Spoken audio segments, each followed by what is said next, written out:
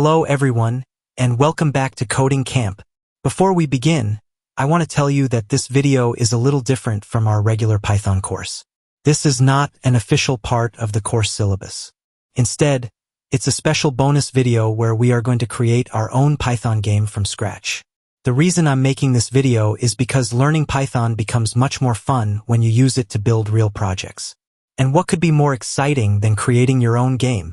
Now, if you already know some basic Python concepts, you will probably understand most of the code we write in this video. But if you're still a beginner and some parts look confusing, don't worry at all. Just try to follow along and understand the general idea.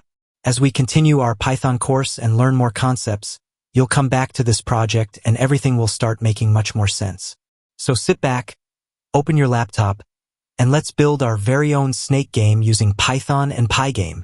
Let's get started.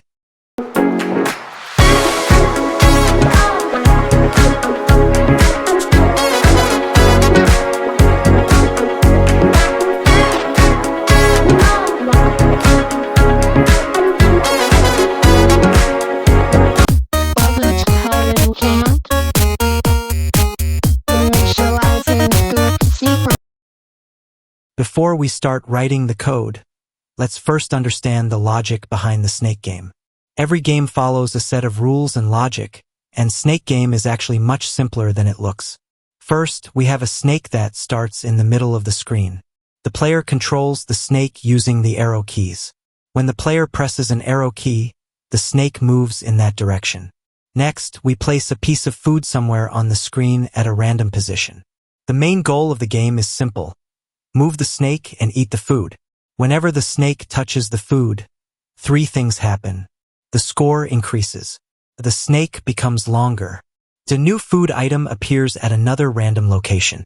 As the score increases, the game can also become faster, making it more challenging. Now, every game also needs a losing condition. In this game, the player loses if the snake hits the wall. The player also loses if the snake collides with its own body. When any of these conditions happen, the game ends and a game over screen appears. From there, the player can either restart the game or quit.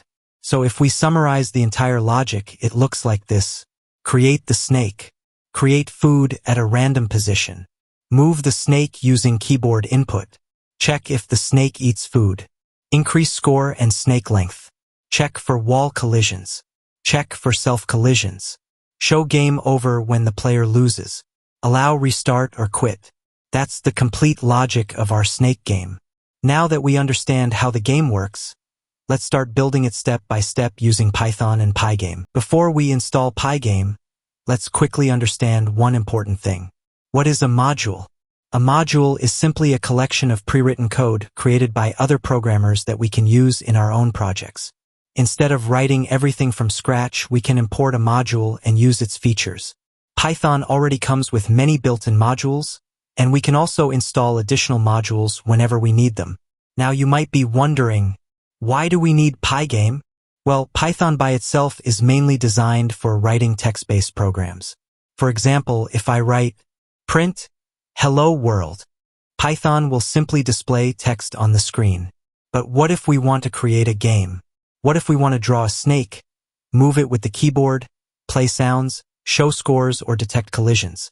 Normal Python cannot easily do all of that by itself. That's where Pygame comes in. Pygame is a special Python module made specifically for creating games. It gives us powerful tools to build game windows, draw objects, detect keyboard input, play sounds, create animations, and much more.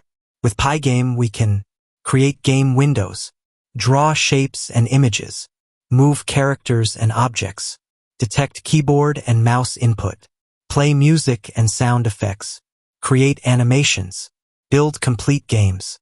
In our snake game project, Pygame helps us create the game window, draw the snake, display the food, detect key presses, update the score, and show the game over screen. Without Pygame, creating this game would be much more difficult. So you can think of Pygame as a toolbox that gives Python all the extra features needed to create games. Now that we understand what a module is and why we need Pygame, let's install it on our computer and start building our very own snake game. So let's download the Pygame first. As you can see, I have opened my laptop and everything is working properly. Now the first thing we need to do is open Command Prompt. You can open Command Prompt by searching for CMD in the Windows search bar and then clicking on Command Prompt. Once Command Prompt opens, we need to type the following command: pip install Pygame. After typing the command, press Enter. Now just wait for a few moments while Python downloads and installs the Pygame module. The download speed may vary depending on your internet connection, so be patient. And there we go. As you can see, the module called Pygame has now been successfully installed on my computer. This means we are now ready to create games using Python and Pygame. For Mac users, if you are using a Mac, don't worry. The process is almost the same. First, open the terminal application. Then type the following command: Python 3m pip install Pygame. Press Enter and wait for the installation to finish. Once the installation is completed, Pygame will be ready to use on your Mac as well. Now open a file inside Python idle like me. Now let's start coding. Before we start creating our game, we need to import some modules. A module is simply a collection of pre-written code that provides extra features for our program. The first module is Pygame. This is the most important module in our project because it helps us create the game window, draw graphics, detect keyboard input, and build the entire game. Next, we have Random. We use this module to generate food at random positions on the screen. Then we have Sys.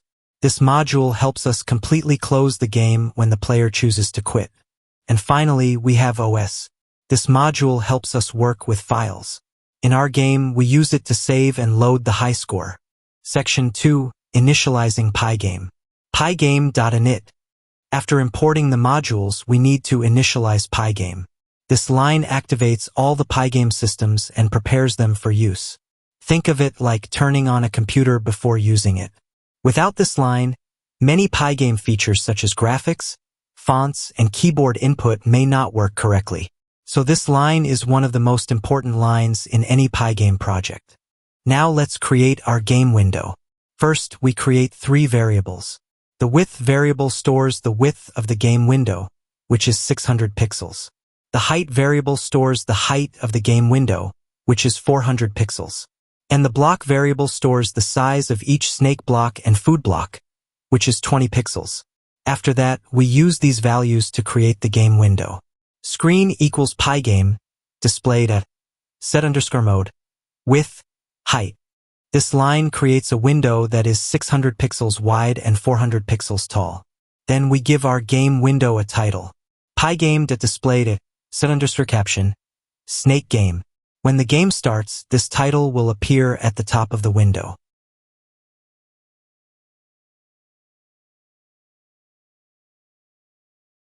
Now let's talk about the clock and fonts. First, we create a clock object. Clock equals Pygame.time. Clock. This clock controls the speed of the game. Without it, the snake could move extremely fast because the computer would run the game loop as quickly as possible. Later in the program, we will use this clock to control how many times the game updates every second. Next, we create 2 different fonts. Font equals Pygame.font.sysfont. None. 35. This font will be used to display smaller text, such as the score and high score. And then, big_font equals Pygame.font.sysfont. None. 50. This creates a larger font that will be used for important messages such as game over. Using different font sizes helps make the game look cleaner and easier to read. So by the end of these 4 sections, we have successfully imported our modules, initialized Pygame, created the game window, and prepared the clock and fonts that our game will use later. Rocket Snake video game. Now let's create the colors for our game. In Pygame, colors are created using RGB values. RGB stands for red, green, and blue. Each value can range from 0 to 255. For example, white equals 255, 255, 255. Here all 3 values are set to 255, so we get white color. Black equals 0, 0, 0. Here all values are 0, so we get black color. We also create green colors for the snake, red for the food, and a dark gray color for the grid. Using variables for colors makes our code easier to read and modify later. Next, we create a variable called high_score_file. This variable stores the name of the text file where we will save the highest score. Instead of storing the high score only while the game is running, we save it inside a file. This way, even after closing the game, the highest score will still be remembered. Now we create our first function called load_. A function is a block of code that performs a specific task. This function checks whether the high score file exists. Plus.path.exists. High_. If the file exists, Python opens it and reads the score stored inside. With open, high_file, R. The R means read mode. Then, return int, file.read. Reads the score from the file and converts it into an integer. If the file does not exist, the function simply returns 0. This means a new player starts with a high score of 0. Next, we create another function called save_high_score. This function saves a new high score into the text file. With open, high_file, W. The W means write mode. Python opens the file and writes the new score inside it. File.write, str, score. We convert the score into a string because files store text. Every time the player beats the previous high score, this function will update the file automatically. Before we continue, let me organize and tag the different parts of this code. This will make it much easier for all of you to understand what each section is doing and why it's important. Instead of looking at one huge block of code, we'll break it into smaller sections and learn them one by one. That way, even if you're a complete beginner, you can follow along without feeling overwhelmed. So let's tag each part of the program and see how all the pieces come together to create our snake game. Now let's create the function that will draw our snake on the screen. This function receives a list called snake_list. Inside this list, every element represents one block of the snake's body. First, we use a loop, for block in snake_list, :1. This loop goes through every body part except the last one. We exclude the last block because that will be the snake's head. Then we draw each body block using pygame.draw.rect. This creates a green square on the screen. After drawing the body, we draw the head separately using a brighter green color. This makes the head easier for the player to identify during gameplay. Next, we create the main function of our game called game. Think of this function as the brain of the entire snake game. Almost everything that happens in the game will take place inside this function. First, we load the saved high score. High_score equals load_score.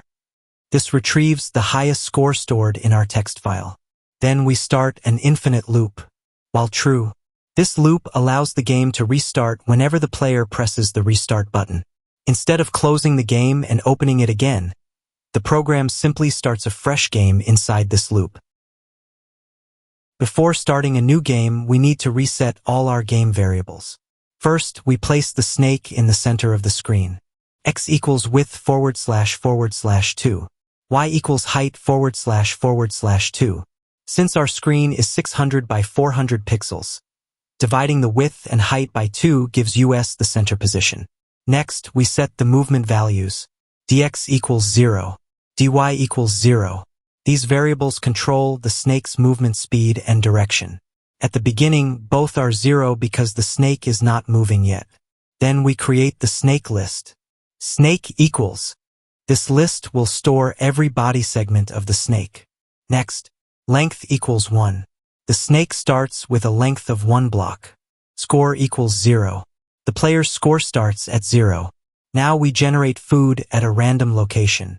Food_x equals random.randrange, 0, width, block. Food_y equals random.randrange, 0, height, block.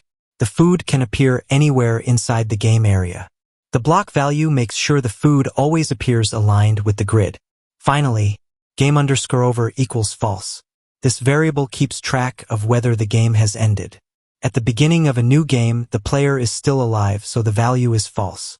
Now we enter the most important part of the entire game. This is called the main game loop. While not game_over, as long as game_over remains false, this loop will continue running. Everything that happens during gameplay takes place inside this loop. The snake moves. The keyboard is checked. Food is drawn. Scores are updated. Collisions are detected.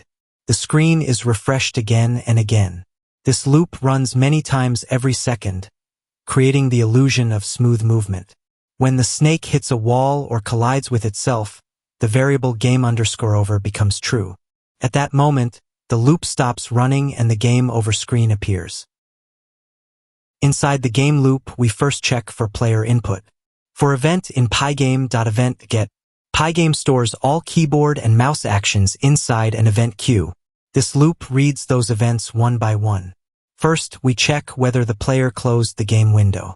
If event.type equals pygame.quit, if the player clicks the close button, the game exits immediately. Next, we check whether a keyboard key was pressed. If event.type equals pygame.keydown, then we look for arrow key presses.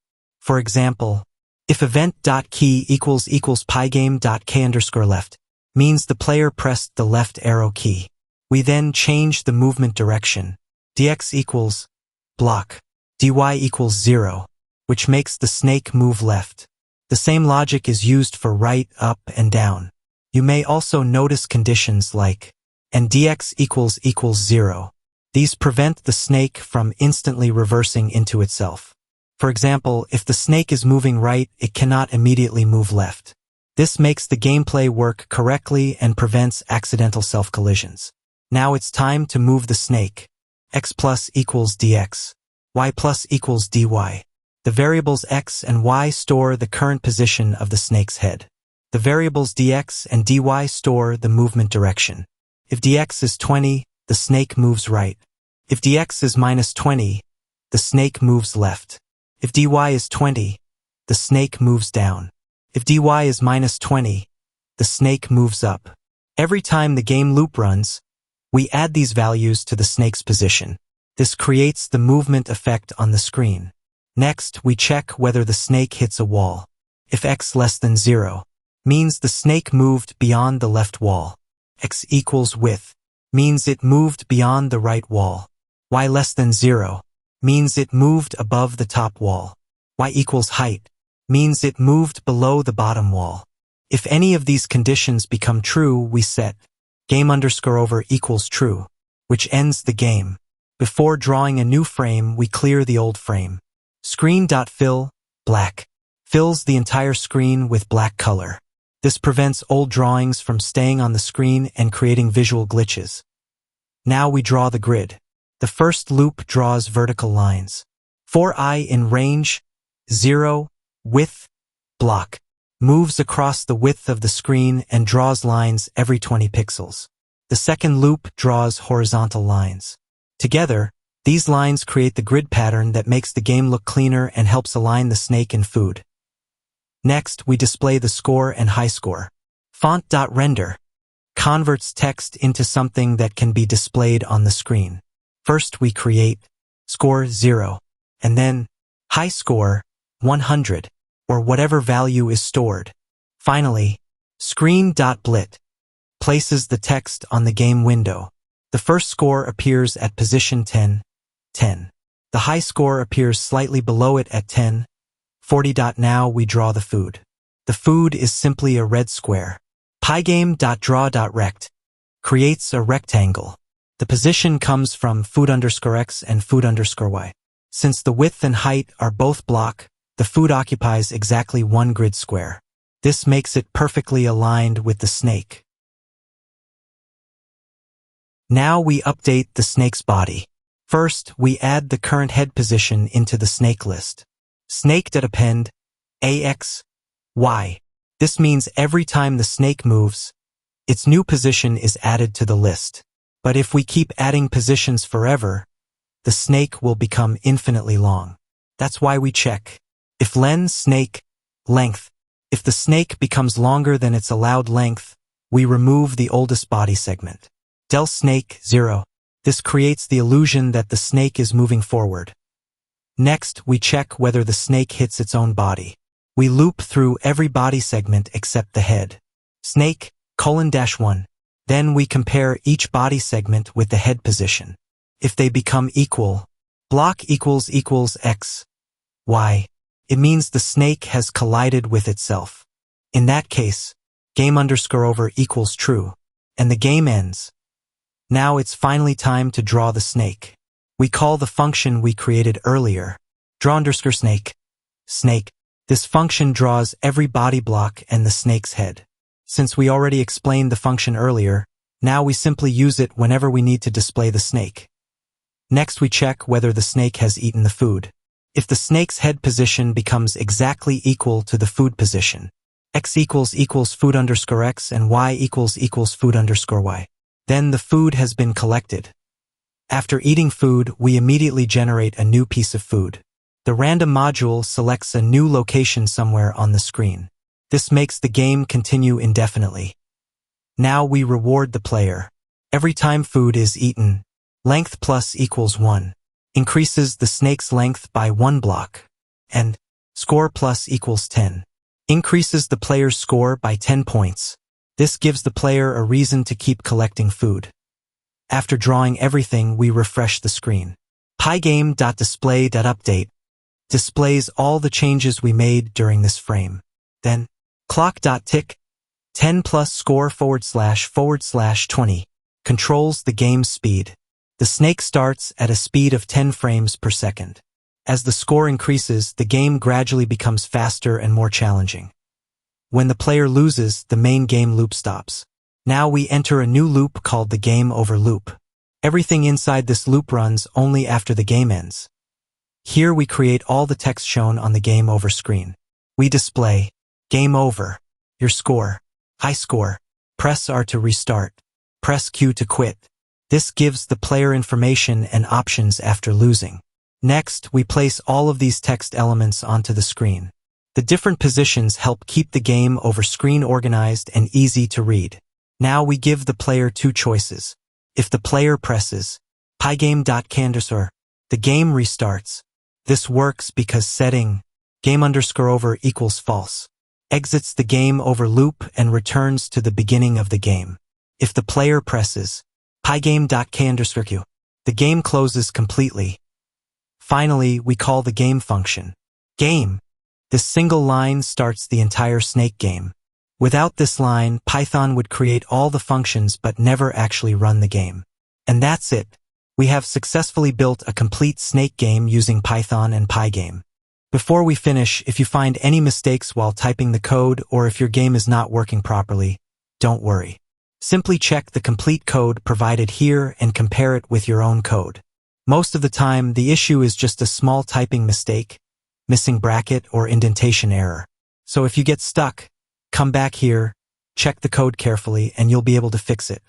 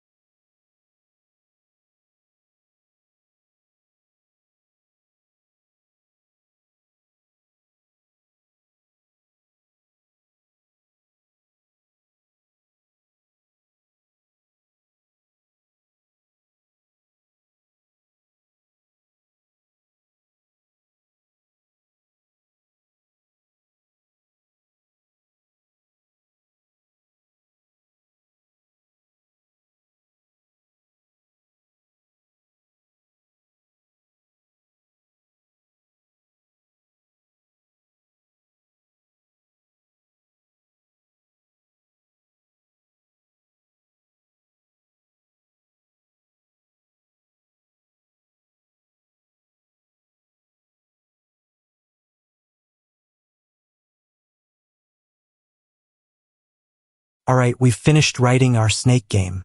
Now comes the most exciting part. Let's run the code and see the outcome. I'll press F5 to run the program, and if everything has been written correctly, our game should start successfully. And here you can see the overall output. Our snake game window has opened, the grid is visible, the snake has appeared in the center of the screen, and the food has spawned at a random location.